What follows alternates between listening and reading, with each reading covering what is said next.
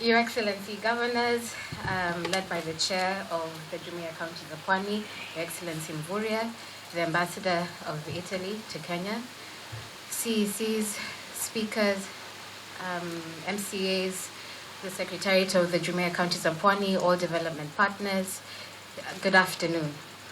My name is Majala Mlagui. I'm the Deputy Governor of Taita Taveta, and I am representing His Excellency the Governor Granton Samboja, who would have loved to have been with us today, but has been held up in the county. We have a presentation that I hope is, yes, it's up. I'm sure a number of you are asking, how does Taita, aside from its involvement within the Jumuiya County Regional Economic Bloc, participate in the Go Blue economy? We are the landlocked county. We do not have any kilometer of beach frontage, i.e. Indian Ocean or Pacific Ocean or whatever ocean frontage within our county. What we do have is two amazing water bodies in Lake Jipe and Lake Chala. And aside from that, our comparative advantage is that we're the hidden treasure. Clearly things hide us, but we still find a way of being seen across the country.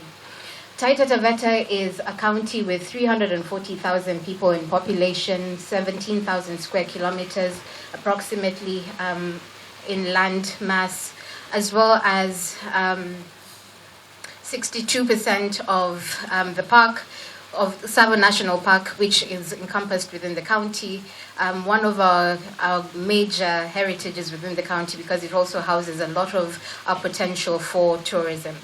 Within the county, we are trying to revitalize the industrialization sector. For a very long time, we would have been considered as one of the marginalized counties, but we have shunned that kind of labeling aside. And we know that we're open for business, we're open with a very strong governor who's interested in bringing in a lot of investment into the county to ensure prosperity for our people. We're strategic as a county. As I said, for the Go Blue economy perspective, we're landlocked, but we are also an international county.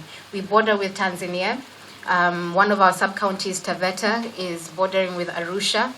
And we also are part of the transit corridor of Kenya. So if you're coming into Mombasa by road, you have to pass through Taita Taveta. If you're coming to Mombasa or going to Nairobi by the SGR, you have to pass through Taita Taveta County.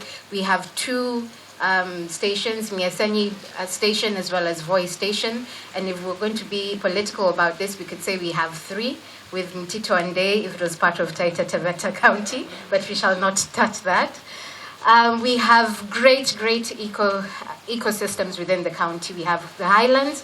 We also have the lowlands. The highlands have a lot of the cloud forests, which house some of flora and fauna that is only found in Taita Taveta across the continent, not just Kenya. We also have the low rangelands, which have a lot of the ranches. They have the parks. And we also have an interesting ecosphere in Taveta where there's a lot of farming that happens, high water tables, as well as good climate for commercial agriculture. We are also designated as one of the disease-free zone counties in Kenya, where you can bring in your livestock into the county and we will fatten it for you, and also take a bit of that revenue for our county as you plan on exporting it either live or bringing it into Mombasa, into the abattoir that Governor Joho has mentioned. We have a fantastic mineral ecological zone. We are best known for Savarite gemstones, although we also have industrial and construction mineral activities in the county that needs a lot of exploration capital investment as well as actual exploitation capital investment. We're looking at upscaling our processing capacity, especially for our gemstones, because that's the most impactful, especially with artisanal and small-scale miners. I'd also like to say we have a great cultural history. We are the first site where the first shot was fired for World War I. We also housed the first printing press for World War I.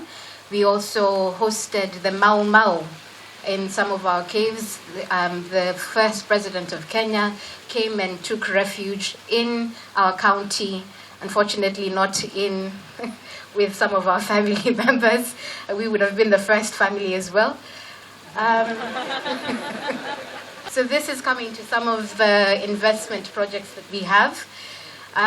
We are currently funded through the EU Ideas program to implement a banana processing factory in the county to the tune of about 117 million Kenya shillings. And the construction of that particular project is ongoing. It has the factory is currently being built. We're looking at procuring the equipment that will come in, and we're looking at a processing capacity of about 7 tons a day from that particular factory. In addition to the county factory, we have investors who have already set ground and purchased land from community members and are looking at having quite a number of farmer cooperatives join into the processing facility. This factory is run by a German company, Dutch company called Orana. And they actually have an Italian project manager who's recently joined the team. And they're looking at about a capacity of 125 tons a day and significant world-class type of operations in the county. So we're really excited and looking forward to that. The banana industry is one of the most important industries in Taita Taveta because aside from Meru, we do not have any other location in Kenya that produces some of the best bananas. So we're looking to spur the investment not only for processing but also for the commercial farming that is required for the banana farmers and plantations. Next slide, please.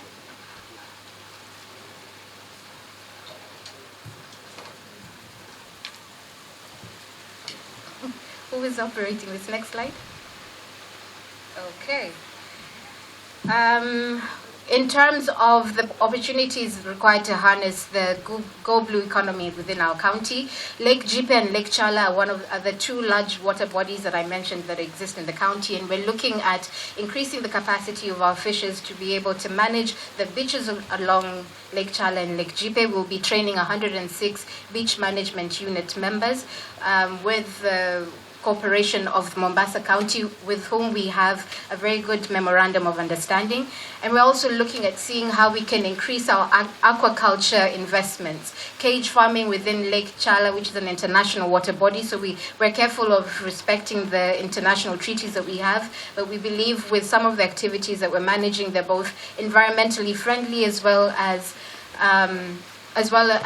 ones that can enhance the economy for the farmers and fishers within the area of Taveta. We're also looking at increasing our aquaculture ponds across the county. Like I said, we have a big county with various ecozones, all very prime for some of this fish production that is required in Kenya. We will be looking at setting up a hatchery where we will be producing our own fingerlings. Today, if you're looking for proper and a huge quantity of fingerlings, you would have to go to Mount Kenya region to get your trout fingerlings, tilapia fingerlings and the rest. We're looking to be able to set that up as one of our comparative advantage industries. Next slide. So you'll catch up with me. We also have a lot of ranch land. We have about 1 million acres that is under large farm holdership. We're looking at being able to enhance not only the processing, the end product of the value chain, but looking at setting up feedlots that would assist our farmers in being able to fatten this livestock in a shorter time frame to heavier weights, to the point where we can actually have some of that industry properly spurred within the county. We host the only livestock export processing zone that is a Vision 2030 project, nationally government-led, and we're looking to ensure that we can then tap that in addition to the transport corridor that we have. Like I mentioned, we have 2 SGR stations. We have the Mombasa Highway that is running across our county, and we also have the highway from Voi to Tanzania that is running across the county. So there's a lot of work that we can do to ensure that this beef value chain as well as the transport infrastructure is actually laid out appropriately. I want to go fast because I'm aware that we don't have too much time. I want to finalize with some of the opportunities that we have within the environment sector. We are one of the counties, I believe the 39 counties that have 58 municipalities that have been recently established. And we believe that there's a huge opportunity in being able to invest in the urbanization of our county. We have our inaugural chairman of the municipality of Mwatate, who's sitting in the audience. We would be happy to engage in seeing how we can establish the first green town or city within the coastal region. We want to be able to, now that we're starting from scratch, be able to plan out commercial zones, residential zones, also taking into account the poverty level of our people and being able to uplift them using this as an enabling activity.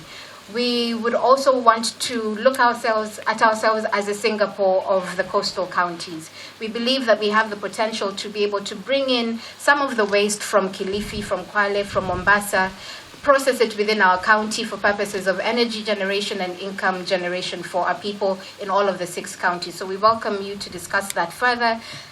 This is showing some of the tourism and cultural sites in the county. Like I mentioned, we have a lot of heritage that we need to explore in terms of investment.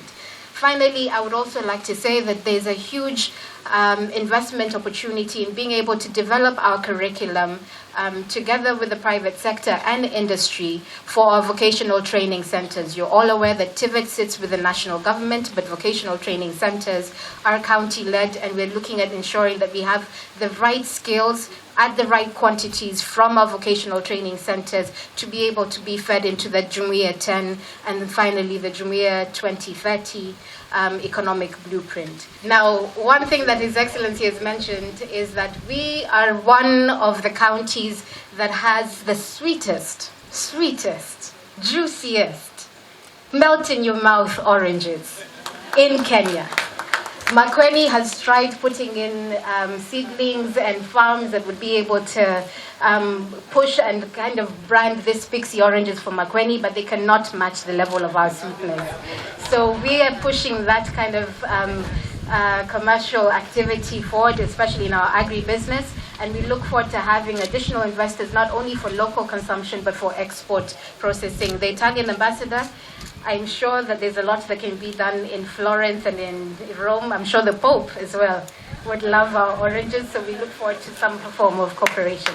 That said, I want to welcome you to the county. We have a lot to explore. We have beautiful food, we have beautiful people, as you can see, and we welcome you to see how we can explore this. Have a very Merry Christmas, and I look forward to engaging.